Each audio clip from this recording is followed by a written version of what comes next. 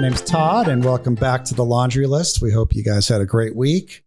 We are in Scottsdale, Arizona, getting ready for Super Bowl Sunday. This town is absolutely packed right now. All kinds of crazy cars and crazy people running around, and traffic is crazy. But we are here in the studio shooting the Laundry List. So we're excited to be here. Before we get started, Charles is going to read the basis of the podcast called The Laundry List. Todd, first question. Are you going to the Super Bowl? Absolutely not. Yes, thank you. You couldn't pay me to go to the Super Bowl. I'm going to be avoiding that at all costs, comfortably watching it from the sofa. It's going to be, 20 miles away from us? Come to my house. I'm going to have pizza and wings. Okay. Come to my house. Yeah, 2 hours to get there, 2 hours to get back. You know, lines everywhere. If you want to pee, good luck. You know. No, thanks. Chaos. Phoenix Open. That used to be great. And I 3 years ago, I said, I'll never go back. Okay. All right. That probably has to do with one of these character traits. Yeah. Well, I think it's number 6 or 12 or something. Yeah. We are terrified of large crowds. For all of you that are going or watching, have a safe, fun time. All right. The basis for our show. 1, we became isolated and afraid of people and authority figures. 2, we became approval seekers and lost our identity in the process. 3, we are frightened by angry people and any personal criticism. 4, we either became alcoholics, marry them or both, or find another compulsive personality such as a workaholic to fulfill our sick abandonment needs. 5, we live life from the viewpoint of victims and are attracted by that weakness in our love and friendship relationships. 6, we have an overdeveloped sense of responsibility, and it is easier for us to be concerned with others rather than ourselves. And this enables us not to look too closely at our own faults. 7, we get guilt feelings when we stand up for ourselves instead of giving in to others. 8, we became addicted to excitement, unless it was the Super Bowl. 9, we confuse love and pity and tend to love people we can pity and ultimately rescue. 10, we have stuffed our feelings from our traumatic childhoods and have lost the ability to feel or express our feelings because it hurts so much. And this is known as denial. 11, we judge ourselves harshly and have a very low sense of self-esteem. 12, we are dependent personalities who are terrified of abandonment and will do anything to hold on to a relationship in order to not experience those painful abandonment feelings. And we usually receive those by living with sick people who are never there for us emotionally.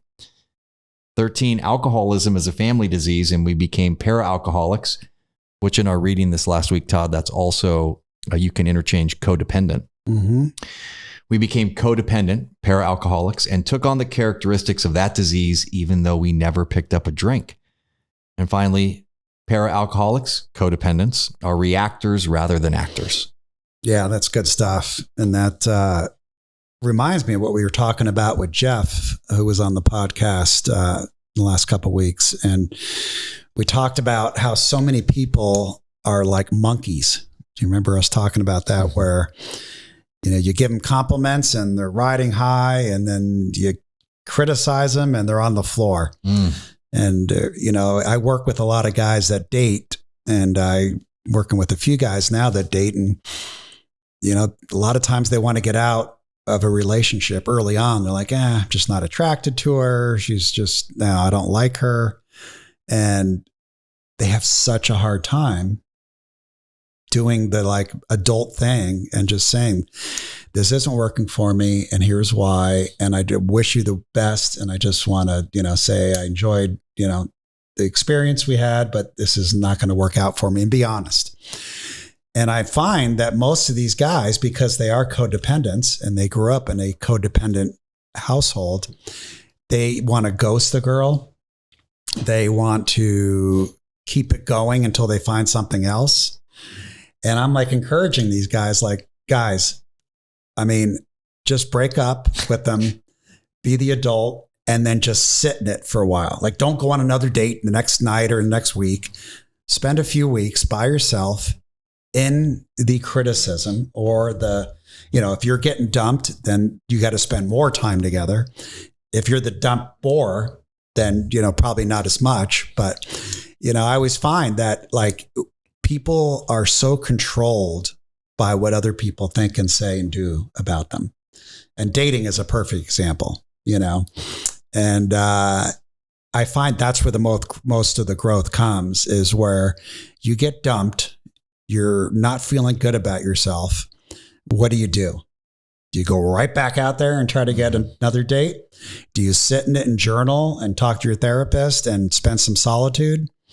I mean, that's where the growth is, because I just don't see a lot of, at least the guys that I work with, a lot doing the right thing. You are, Charles, actually. you really are, because you're always the guy that, if a girl ended it, you would go right back into a relationship so you didn't have to feel your feelings. That's right. And now you've done the work, and you're like, if it's not exactly what you want, you'll be the adult, you'll end it, and you don't have to go back into another relationship. So I'm very impressed with your growth and what you've done. And maybe, talk about how'd you get to that point? Because you were either drinking or going on a date within, minutes after either getting dumped or ending a relationship. So tell me how you went about doing that. Well, so I've been the dumpy and the dumper. Right. I think those are official terms, right? Those are official terms. What's crazy is we're making them official. But here's what's wild is I would be the dumpy and the dumper at the same time. Right. So I would want to be out of the relationship. I've tried that approach too. Like, hey, this isn't working for me.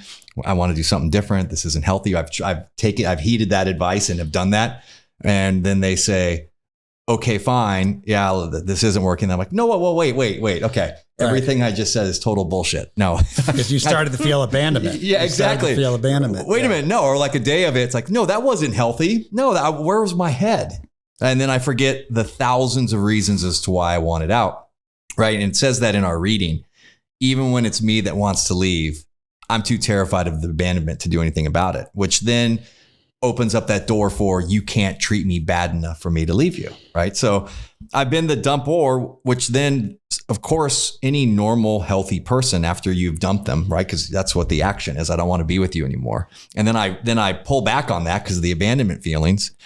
Then I become the dumpy. Now they're like, wait a minute, this is the guy that just broke up with me a couple hours ago, right? Let me think about this. Actually, no, I want out. And then yes, Todd. So historically, usually now I'm the dumpy, and now I'm devastated over the very individual that I didn't want to be with anymore. I'm devastated. Right. They don't want me back now. I'm now the dumpy, even though 3 hours ago or 2 days before I was the one that said this is over. And I'm either drunk or drunk has been the case. That's normally when I'm, have to use substances or alcohol. Exactly. That's when I'm a week or so removed from the ER, right? It's coming. But here's what's different now. So I came to you, hadn't seen you in a little bit. I had just dumped, and then I just dumped someone and then became dumped myself. And I called you up, and that's when you invited me to that day I'll never forget, when we were sitting out in your patio and you read me the laundry list. Right. So what's changed now is I sat in the pain. Is that not the most valuable advice we can give to anyone on anything? Hard to do. I was talking to a friend this morning, and, we were talking about how codependency is so clever that when we feel alone and scared and emotional, whether it's anger, insecurity, a lot of times we won't even go back into dating. We'll just start hanging out with friends all the time. Mm-hmm. So we're not alone. Yeah. Like I've done that. Like in AA, like I was alone. I felt alone in my marriage for a while. And then what I would do is I'd go straight and hang out with people 24/7. Like I'd get 40 calls a day. I would be like, hey, what are you doing? It's like, I would try to fill up every little bit of time with other people, so I didn't feel alone. And now it's like, I was just telling Alex this last night. I spent 10 days because Alex was out of town, and like, I loved it.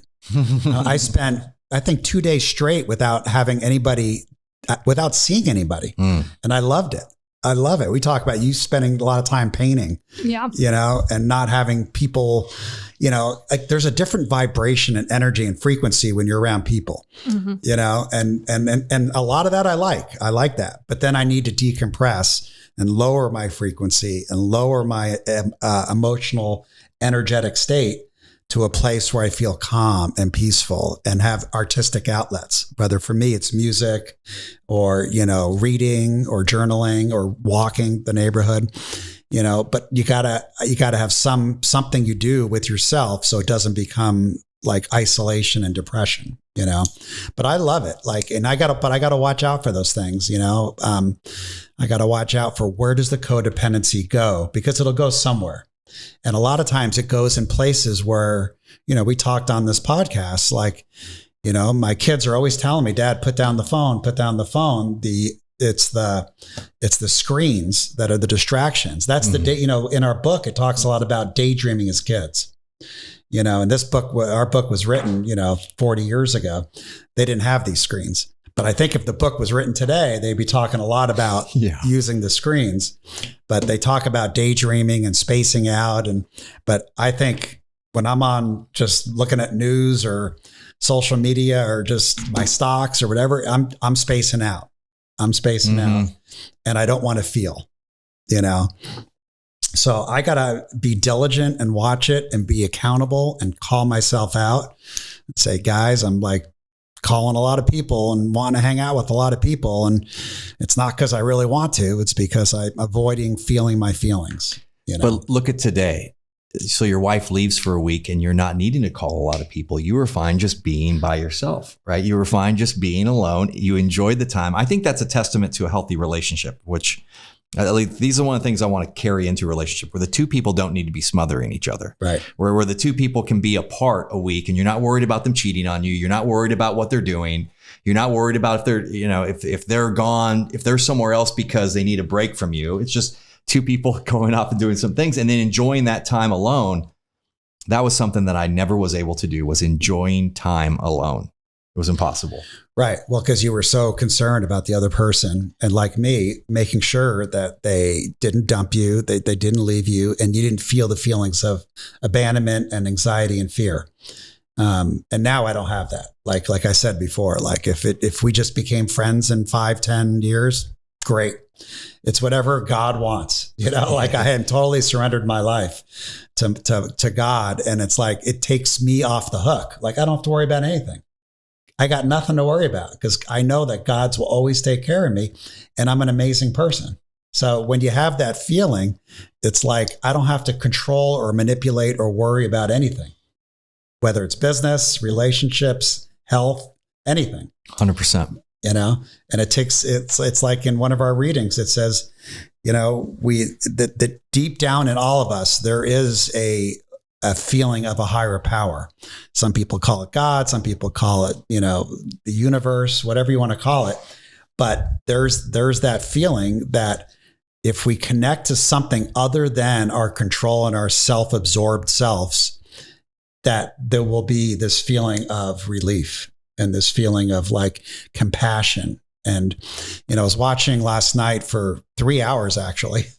I watched last night before Alex got home, my ex-wife's boyfriend, who's an absolute genius. He really is. He had this show on YouTube right before his latest book came out. And it was about Jesus and how he was the first person to show everyone that you can, when you transition back into your energy, you know, back into your light, that your life's not done when your physical body dies. And he had this 3-hour episode proving it, actually. It was pretty amazing. And I'm sitting there just enthralled on it. And then, you know, my son comes over and goes, "What are you watching?" I'm like, "I'm watching William Henry's, one of his talks," you know, and he has thousands of people that show up when he speaks at these places. And I was just so into it. And before, there's no way in the world, if Julie went out of town, I'd be sitting watching a spiritual, religious type of program for 3 hours on YouTube and like have my interest. Yeah. I'd want like 3 other guys over, yes, you know, like hanging out, watching football, or, you know, hey, let's go, you know, do this or let's go do that. Like I would not want to be alone. That's right. Because I would be scared to feel my feelings, because whenever Julie went out of town for an extended period of time, I kept myself super, super busy because I didn't want to feel any feelings of abandonment, any feelings. And now it's like, I mean, she came home last night. I'm like, when's your next trip? You know, because the vibration was different, because she's, you know, like me, she got a lot of energy, a lot of excitement. And it took me all night or all morning really to just readjust to someone else living there, you know? And I think that's a testament to the growth and the work. It is. And we talk a lot about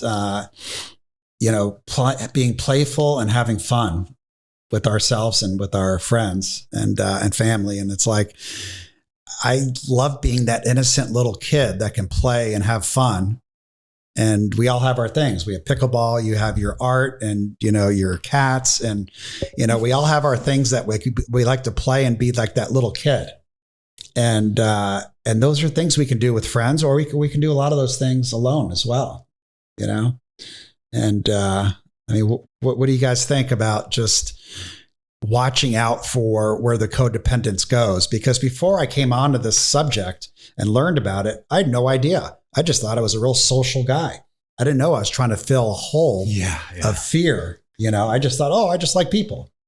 And then after doing the work, I'm like, yeah, I do like people, but I'm also trying to not feel feelings. And they were a source for you to feel better about yourself. Right. Because I surrounded myself by people that would feed my ego. That's right. Yep. They would tell you what it is that you couldn't tell yourself. That's what I learned from within me, that I was utilizing people. I was relying upon them to make me feel good about myself by telling me I was funny, telling me I was cute. Right. And it's how you started this too. They tell me what I need. I'm high. Right.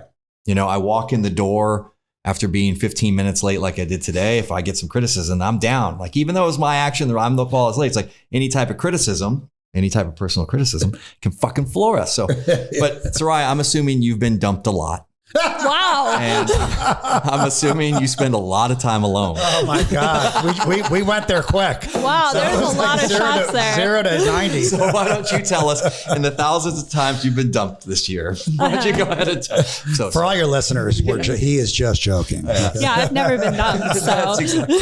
Yeah, so I'm sure the listeners know what you're joking. Okay. Can you repeat the question? Because I got distracted there for like a split second.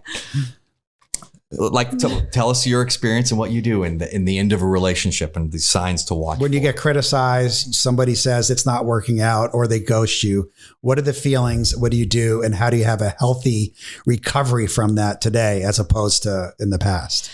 That's still a work in progress. I remember I was briefly seeing somebody over Thanksgiving, and we kind of just got caught up in the moment and kind of started moving just way too fast. And we were both clear on our intentions that we didn't want to enter a serious relationship, but we were just spending so much time together and really enjoying each other's company that we kind of just got caught up.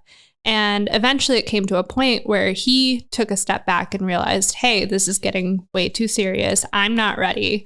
I can't do this.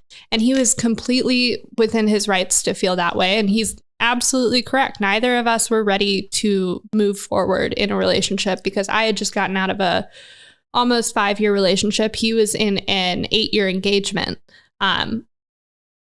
We had a lot of work to do, and I was absolutely crushed. I didn't leave my house for like 2 days. I didn't talk to anybody. I didn't talk to any of my friends. I was devastated. You were grieving. I was. Yeah. But the reality is like I was people pleasing. That level of codependency for me comes out as people pleasing.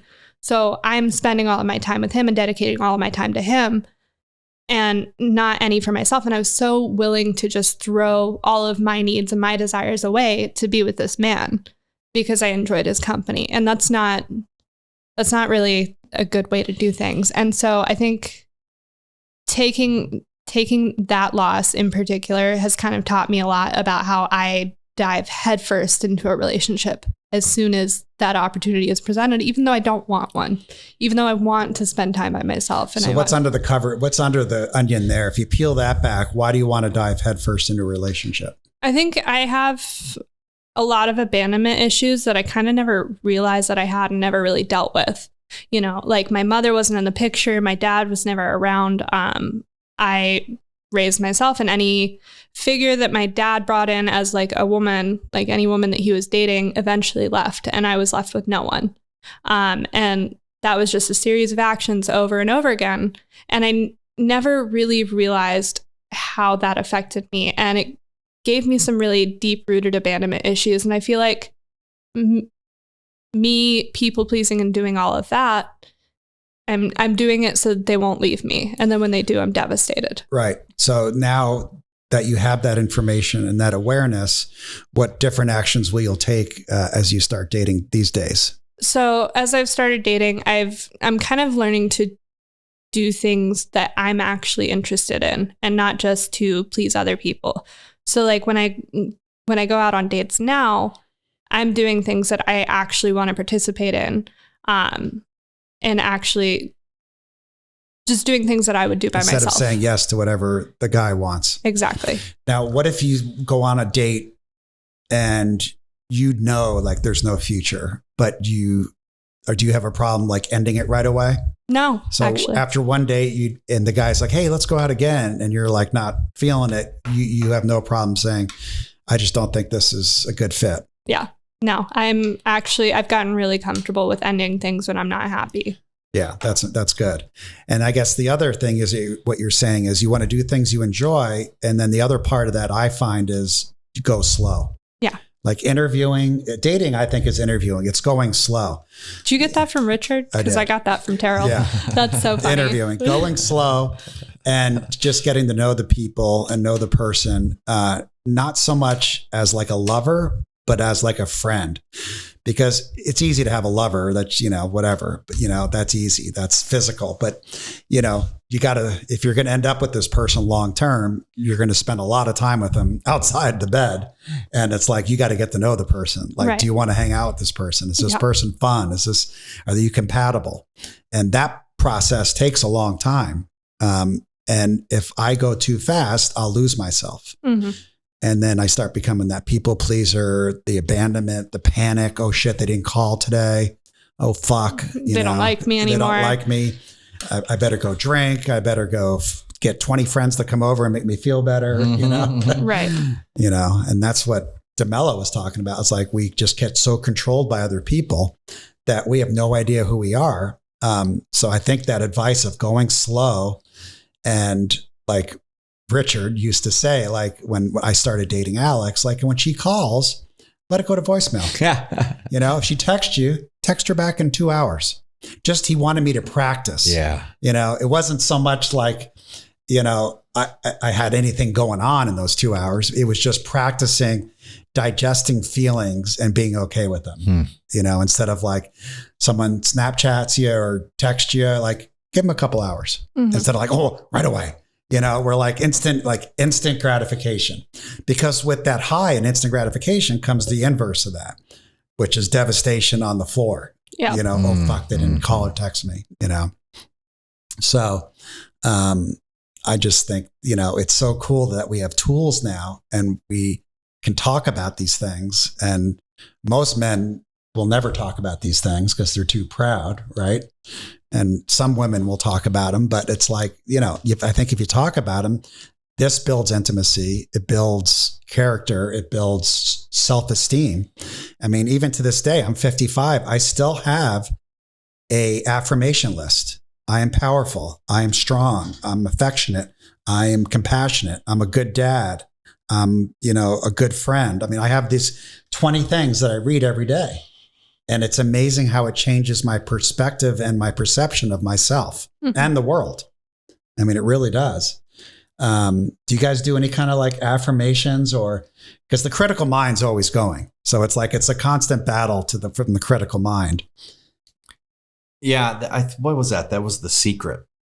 Yeah. Right. The Secret was an excellent book and documentary. That's all about the manifestation of destiny. And if I'm telling myself that I'm no good, I'll never find anyone, Right. This is the last girl. Yeah. Last girl business isn't going to work. It's literally the future that I'm creating. So I'm a believer in, I don't have a set routine where I look at that, say them in the mirror. I know that there are people that do that feel good with it, but I just constantly remind myself like, hey, be proud of what you're doing. Be proud that you're sober. Be proud that you're single. Right. And to your point, it is so easy to do when you hit it on the head, when you have a full reliance that God has a great plan for me.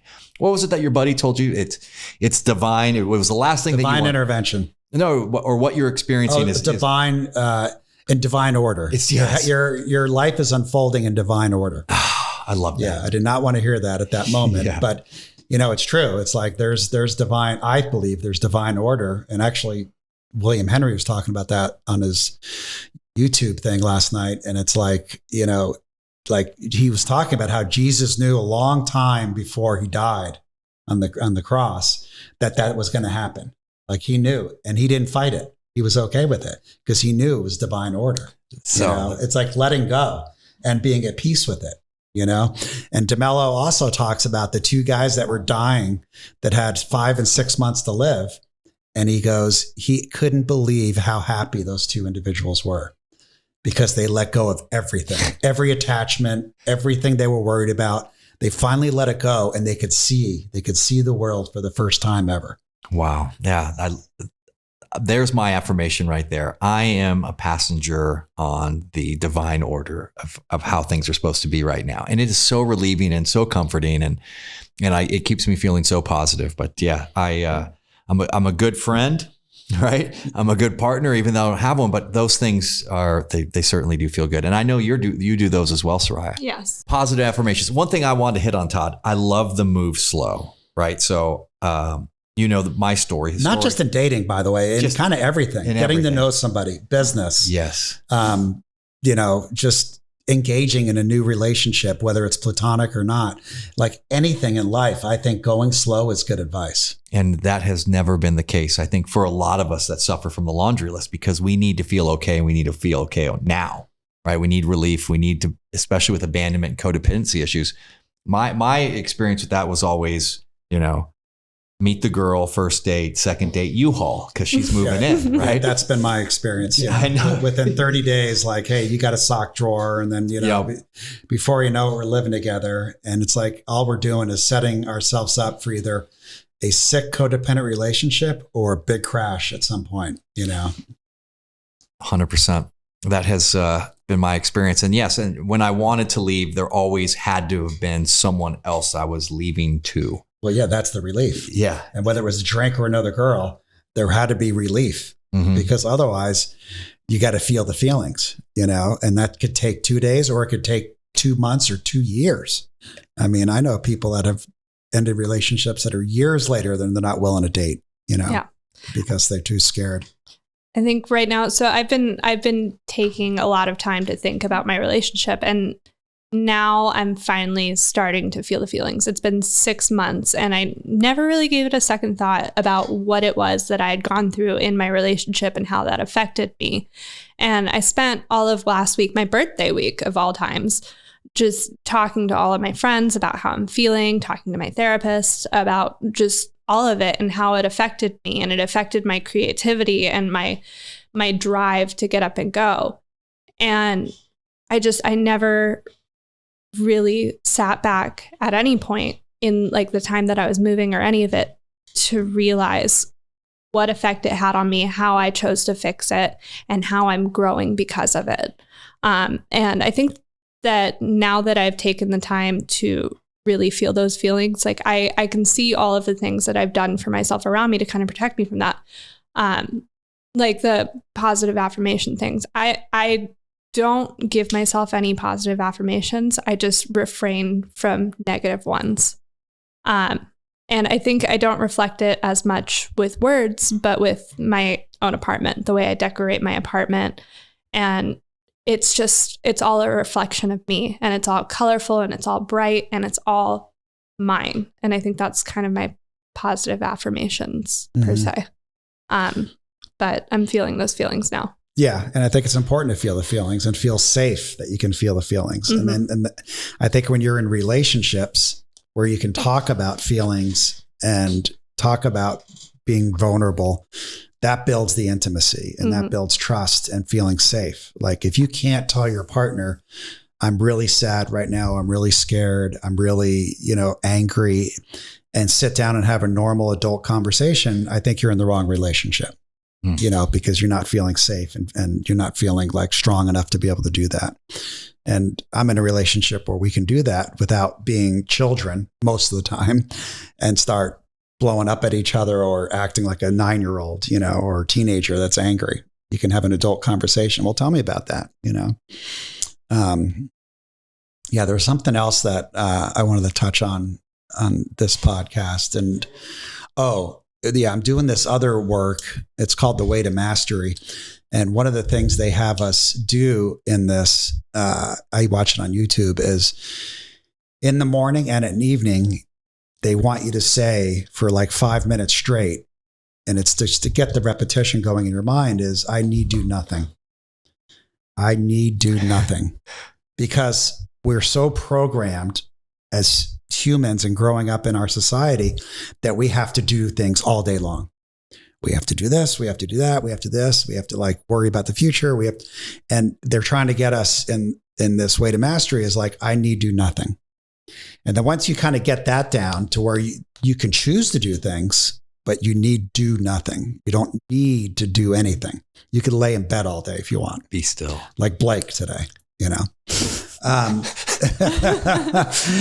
then the second part, and I just got going on this thing, but the second part of it is that they are trying to get us to see that we are creators like God.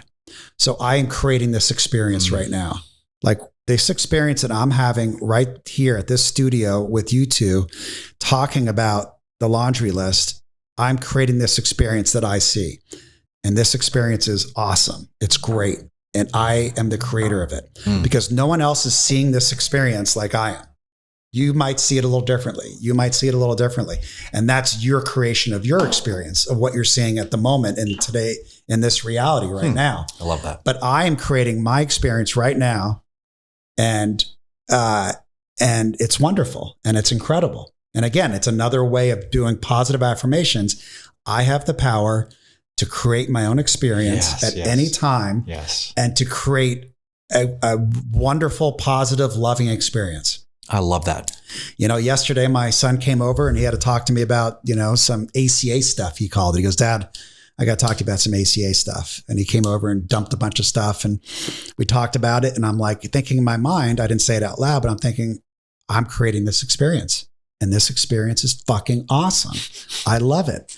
I'm building intimacy with my son. I'm like having a real conversation with him. And it felt wonderful. And I said that in my mind, I am the creator of this experience. I am creating this experience, and this experience is wonderful. It's incredible. And I think, you know, years ago, Paul Fisher told me to do this in a little bit of a different twist, but he would say, like, every time you get in your car, say, I am so grateful for this car that God created this car for me. You know, it's a little bit of a different twist because now I'm saying I am creating this, but I believe that God is inside of all of us, you know, like William Henry was talking about, like only part of us are the human part. The other part is the energy and the light source in us, which is our soul and the eternal life. Right. So it's like, I want to get to that part where I'm tapping in to that eternal soul spirit that is creating always. And the ego is out of it. So when I say I am the creator, I am creating this experience and it's incredible. I'm not talking about my ego, about great job, Todd, great job.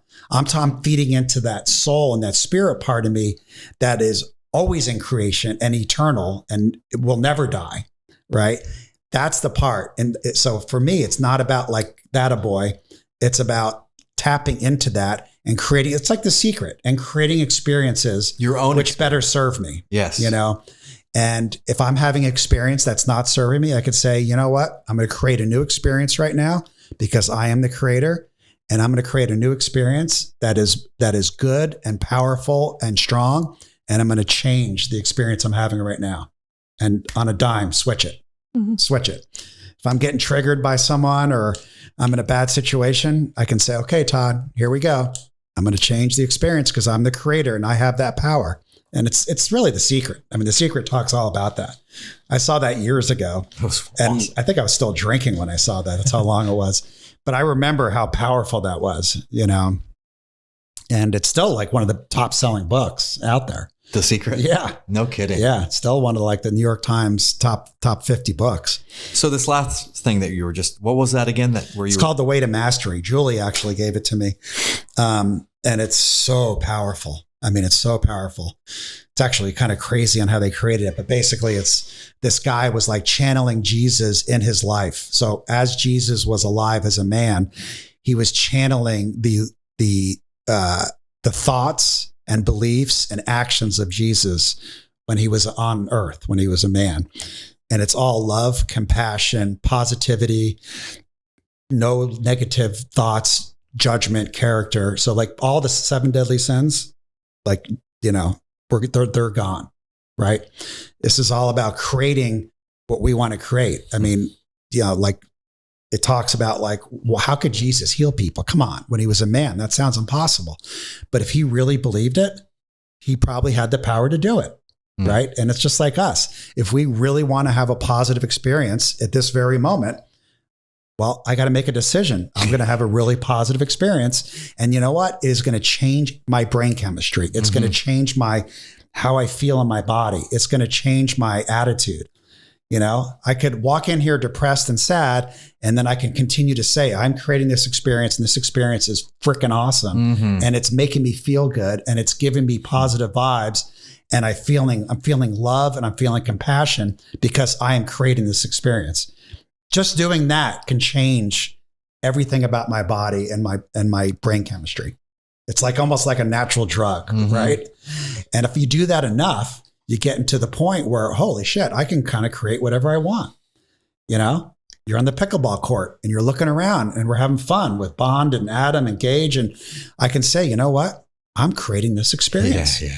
And I'm having a blast. I love it. I'm having an amazing time. So it's kind of like taking the good in your life and just lifting it up. And when you're having the bad, you could just say, I choose not to do this anymore. And I'm going to choose something different, you know, something new. I love that. I'm for that completely. Yeah, I'll send it to you. Please do. Because you're right. I could make the decision to be at home, isolate, be sad. I could pick any 10,000 things to be sad or depressed about, but instead I love that. Create my own positive experience and do it real time. Yeah. Right. Don't like how this is going. I'm going to create it. I'm firm believer in it, that once I learned that my problems were of my own making, that I was responsible, that it wasn't all of you that was creating a bad experience for me. Right. And that I'm the bozo, learn to laugh at myself, learn to realize, oh my goodness, I'm creating these sad situations in this isolation, broke free of that. And I think that finally occurred after doing the work on the laundry list stuff. Yeah. Because then I set myself free to actually. Well, I've seen a big change in you. And it's true, because I always say I can be a really good support, sponsor, you know, friend to somebody where I'm not emotionally attached. So that's why when people call me that I'm not emotionally attached, I can give them great advice. Yeah. But when that shit happens to me and I'm in the middle of it, I need someone else to help me. That's right. Because I'm like in the middle of that emotion, right. And I'm like, I can't see it, you know, but that's what makes it this, you know, being vulnerable and open so helpful, is that we could get people that aren't attached and so unemotional on our situation to give us really good advice or direct us to good action. But it's called The Way to Mastery, and there's 38 lessons. I'm on lesson 2 because I've listened to that like 20 times in a row because I love it so much. But I'll probably move over to lesson 3. But like Julie did this through our divorce, and she said this is what got her through the divorce. And she finally told me about this like in the last couple of weeks. But it's like The Way to Mastery on YouTube. I'm gonna check that out.